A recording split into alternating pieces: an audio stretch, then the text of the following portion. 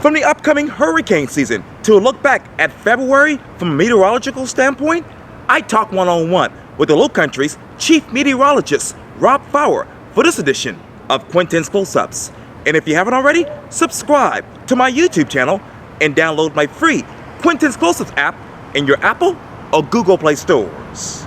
Rob Fowler, welcome back to Quintin's Close-Ups. Well, welcome back to our studio. You have a permanent place right here, Quintin. This is kind of our thing. Yes. Well, this needs to be renamed the Rob Fowler Weather Center. Oh, I don't know. It could be Quintin, Washington. Oh, no.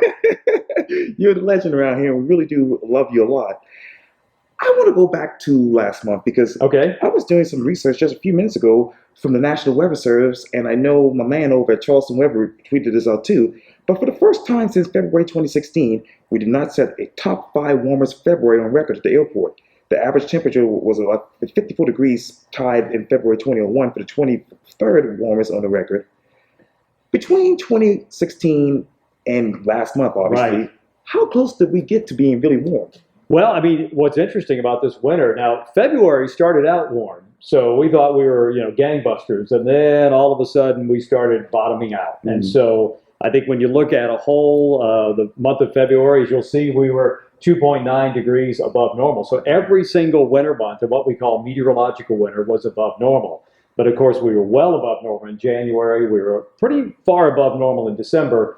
February was above normal, but again, it really started towards the end of the month. We started to see, including when we got down to 24, which was our coldest temperature all winter long. And I need to know your top 5. What were the other years besides 2001 and 2016? Well, let's see, I think 2018, I mean, there have been some pretty warm winters and warm months, If a lot of people say, is this global warming? Well, I think basically, weather is very cyclical. So we have to look at the cycles, knowing that in any given year, in any given month, we could be breaking records. And I know that even though like January of 2018 started out very cold, we ended up very warm because the rest of the month did not follow that first week of January. Wow, amazing. What were the warmest temperatures downtown for February? Well, I mean, I know at the airport we had 80 degrees. That was our warmest in February. And I think downtown was very close to that. I don't have the exact number, still looking at the stats, but the bottom line is we were pretty close to that. And then on the other side, what was interesting about downtown is that same morning that we got to 24, we actually got to 31 or 32 degrees in downtown.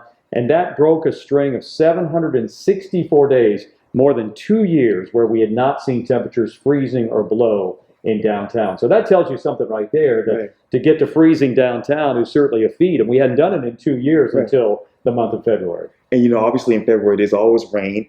And I know that February 2020 was the top 15 wettest February on record with 5.3 of precipitation. And the record holder was 10.47 inches of precipitation in 2013. So what's the biggest difference between 2013 and 2020? Well, the patterns will change, obviously, but we had I think we had 11 days of measurable rainfall in the month of February, and typically we see, it's one of our drier months of the year on the average, about just over 3 inches, and as you mentioned, we were 2+ inches above that, so 5.03 inches, and as you mentioned, in the top 20. And so, I can't remember exactly 2013 what happened, but you know how that goes. Yes, I mean, if you get a couple of days where you get these big rains, then that can really skew the statistics at the end of the month. And you just talked about it just a second ago, but let me go to it. 4 lower temperatures below freezing ties 2005, 1962, 1957, 1944, and 1939. For 28 fewer numbers of freezing days in February. What does that tell you? Well, I'll tell you what, I think as a whole, when you look at the numbers all the way through basically December, January, and February, we did not see that many freezing days. So we really can't complain too much about the winter of 2019 and 2020 because, we've seen a lot colder weather overall in terms of freezing temperatures or below. So I think we were very lucky. We just did not see as many. I think maybe less than 10 overall. And obviously, the big issue around here these days is about coastal flooding. And I know February is typically a quiet month for coastal flooding. And that largely held true this year because we just had one tide reaching the coastal flood tide criteria of 7.0 on the morning of February 21st. What is the typical criteria for coastal flooding? Well, as you mentioned, 7 feet. Typically, Charleston will flood at 7 feet. So, that's considered minor flooding. Then you get up into the 7.5, 7.6. Now you're in moderate. And then when you get to 8, you're in major. So fortunately, but I think a lot of things, Quintin, are going on there. You have to look at obviously the phases of the moon. You have to look at potential rainfall. And you have to look at what's going on in terms of development. Areas that typically haven't flooded in the past may be flooding now just because you've cleared out a natural way to evacuate the water, maybe, forest or grass or whatever, put parking lots, and now that water has nowhere to go. So you've got some areas that typically flood that haven't been flooding in the past. In downtown, as you know, you work down there, that's an inherent problem. We're only waterfront park 7 feet above sea level. Right. So if you get a 7-foot tide, right there, the math tells you you're going to have some water on the roads. I hate to talk about this, but let's talk about the hurricane season. Oh, let's not. I know the Atlantic hurricane season that is runs from June 1st to November 30th. I was thinking this early when I was typing up these questions, but what else happens during the season that we don't know about meteorologically?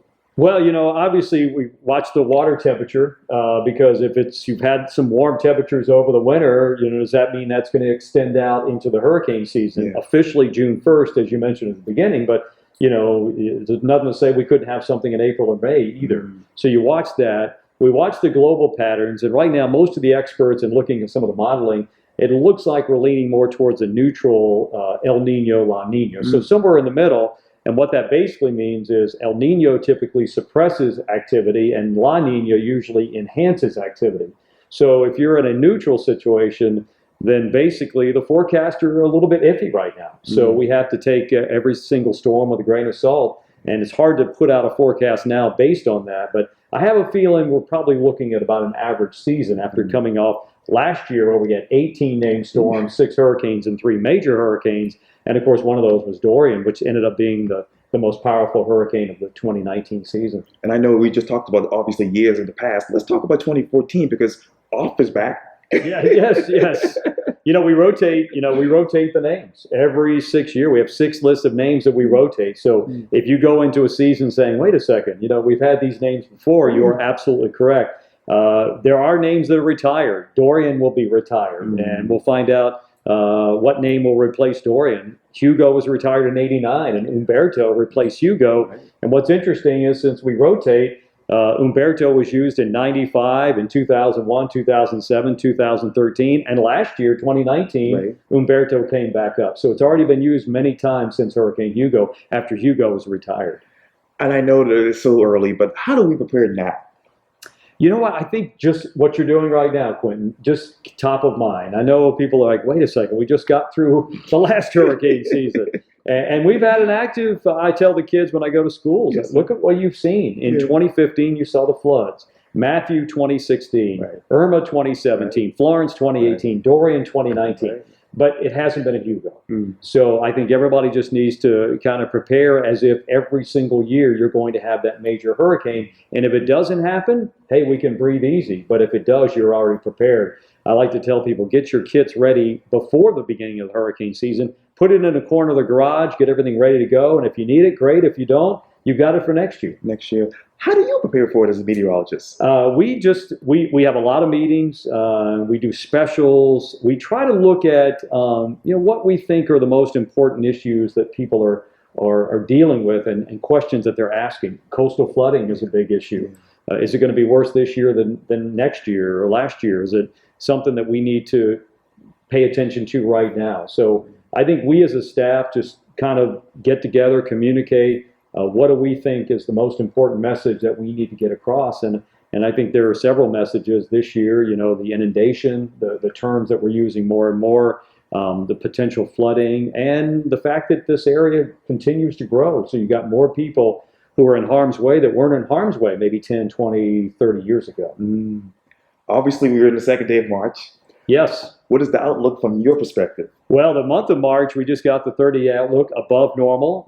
We know this week is going to continue to be above normal until the weekend. That's interesting because the patterns have been, we've been warm during the week, we've been wet at times during the week, and then the weekend clears out and it cools down. And I think we're going to carry that pattern from February over into at least the first weekend in March. This weekend looks cool, but until then, it's going to be above normal. That's amazing.